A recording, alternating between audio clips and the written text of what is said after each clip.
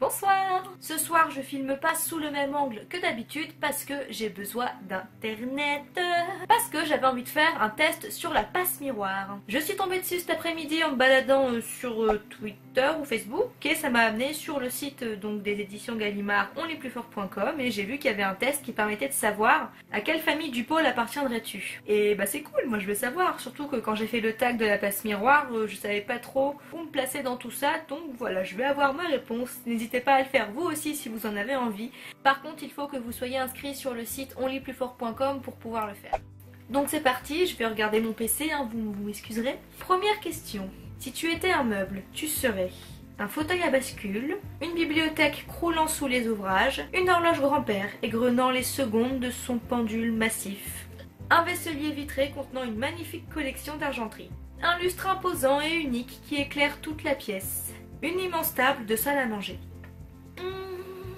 J'avoue que j'hésite entre la bibliothèque et le vaisselier. Quitte à choisir, je préfère 100 fois les livres que l'argenterie, mais j'aime bien le meuble vaisselier en lui-même. Je trouve que ça a une certaine élégance, un petit charme à l'ancienne. Je vais rester sur le vaisselier qui était ma toute première idée, même si j'aurais pu répondre bibliothèque. Question 2. Tes amis te cherchent partout dans la citatielle. Où auraient-ils le plus de chances de te retrouver? Brrr, le froid, la cour, très peu pour moi, effectivement. Tu préfères profiter tranquillement du bord de mer des sables d'Opale, loin de la citatielle. Ça me plaît bien ça. Vous rendez-vous compte du nombre de bibliothèques cachées ou non qu'il y a dans la citatielle? Évidemment que si l'on te cherchait, c'est dans l'une d'elles qu'on te trouverait. En train d'organiser une course de traîneau sur la glace des Douves, aussi périlleuse qu'exaltante. Et peut-être pas tout à fait légale. À clair de lune, bien entendu, tu y passes presque tout ton temps à faire la fête et à profiter des jardins.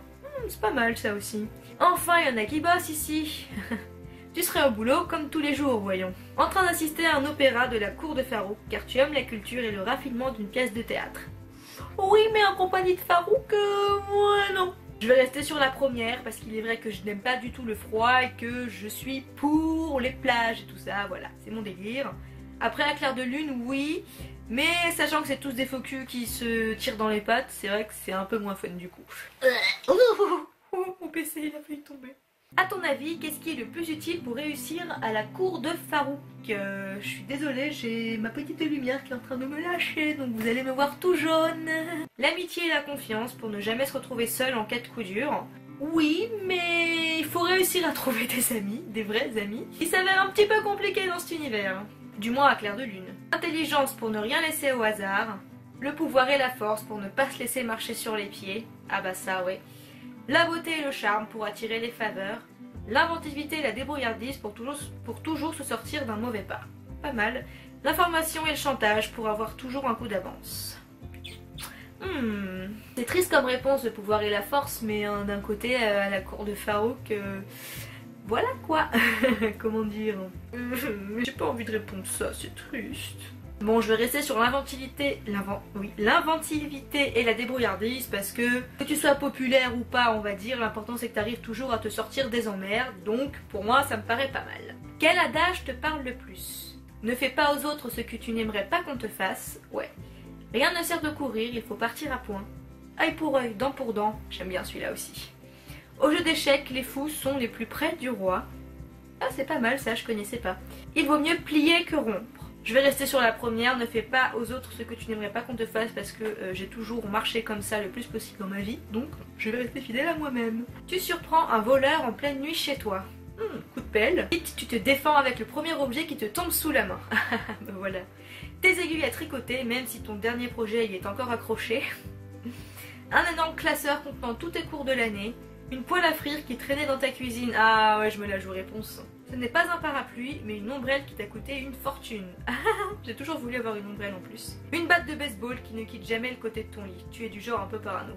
Ça aussi j'aime bien. Ton smartphone que tu avais dans la main pour appeler la police, voyons.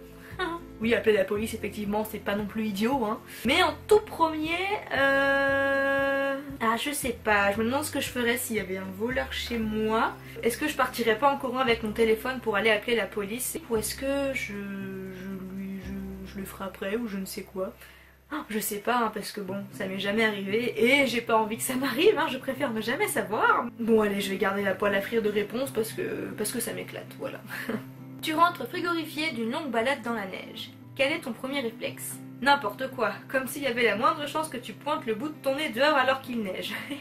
Tu prends soin d'enlever tes chaussures et ton manteau mouillé avant d'entrer, puis tu te pelotonnes près de la cheminée. Tu te déshabilles, il fait beaucoup trop chaud ici. Tu te sèches et tu changes de vêtements. Tu sautes sous une douche brûlante, oh oui. Une boisson chaude. Bon, c'est vrai que j'aime pas le froid, clairement, mais bon. De là, ne jamais sortir quand il y a de la neige, bon, faire une petite balade entre potes une fois, pourquoi pas, hein, il faut pas abuser non plus. Donc je dirais, je saute sous une douche brûlante, ouais. Clairement, c'est ce que je ferais. Et dernière question, enfin, ta boisson préférée. What the fuck. Un thé fumant à la chaleur réconfortante, un jus de fruits frais ou un smoothie, un coca rafraîchissant et pétillant, un cocktail sophistiqué, aussi beau que bon, un café noir et serré, un bon verre de vin. Y a pas la limonade aussi, moi c'était la limonade. Du coup bah je vais mettre ma deuxième boisson préférée, on va dire le thé. Un thé fumant et bien chaud. Alors, suspense.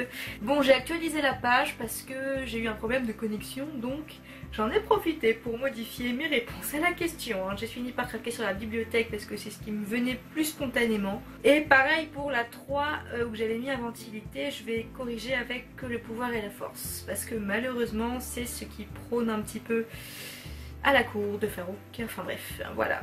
Voilà, non mais moi je suis une meuf indécise, hein, il faut pas chercher, hein. Dès qu'il y a plusieurs choix à faire, vous m'avez perdu. Hein. C'est même pas le fait de prendre une décision qui me bloque, mais c'est que je me dis tout le temps que comme il y a plusieurs choix, il y a forcément plusieurs chemins possibles, après plusieurs possibilités, et du coup moi j'essaye de tout envisager et de tout voir, alors que je peux pas, que j'ai envie de tout faire et que j'ai envie de tout voir en même temps, enfin bref. C'est une logique absolument justinéenne, qu'est-ce que vous voulez que je vous dise, j'ai pas les mots. Si vous trouvez ça débile et que vous avez rien compris, je vous comprends. Même moi je me comprends pas. Tu es un animiste. Ah, je m'en doutais un peu, j'avoue. Comme Ophélie, tu serais l'outsider de la cour.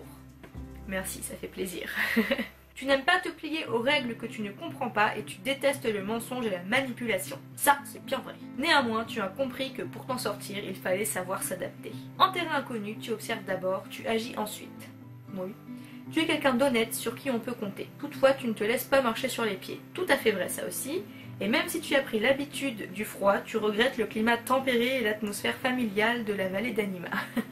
Ça, c'est bien vrai. Même si j'aurais préféré une région qui a la plage, à la limite. Hein. Vivre à un endroit où il fait chaud toute l'année, moi, ça me va. Hein. Enfin, chaud, on va dire que les températures les plus froides, c'est 10-15 degrés, tu vois. Il n'y a pas un endroit comme ça? Bref, du coup, je suis de la famille d'Ophélie, et ma foi, ça me déplaît pas. J'adore cette petite nénette, et j'avoue que la description me correspond assez bien. Donc voilà, j'ai pas à broncher. Je vais regarder, par curiosité, ce que j'aurais eu si j'avais répondu sans changer les deux autres réponses, vous voyez. Hop, on remet inventivité, et le vaisselier. Alors, qu'est-ce que j'aurais eu si j'avais laissé ça?